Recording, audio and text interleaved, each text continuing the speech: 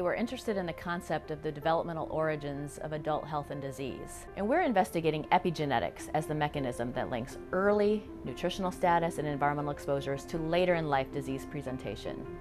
The epigenome is literally a layer of regulation on top of the genome that tells genes when to turn on, where to turn on, and of great interest to our centers, how environmental exposures affect genetic programming.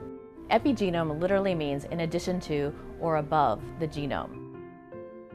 An interesting analogy is that of the computer. The genome represents the computer's hard drive, and let's face it, we all have one hard drive on our computer. But the epigenome is all the various software programs. Unlike the genome, which is static and non-modifiable, the epigenome is dynamic and potentially modifiable. Therefore, we might be able to use nutritional approaches or pharmacological approaches to counteract negative epigenetic profiles. Dr. Dolinoy's lab is really at the center of some of the most pressing questions we're trying to solve right now in obesity.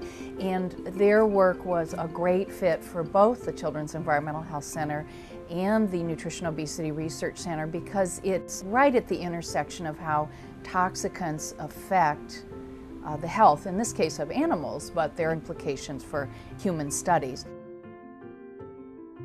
One of the things about this project that is so important is that it uses an animal model that allows very careful control of the exposures to toxicants and a very careful study of the effects that they have.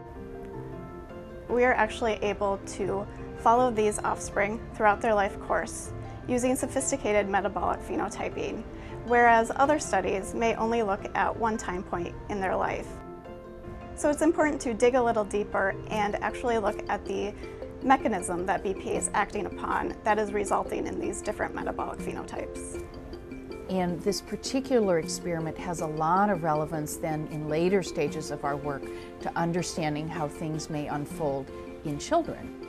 It's that balance and synergy between the animal research and the questions you can ask and answer and the human research and the questions you can ask and answer that really lets us push the science forward.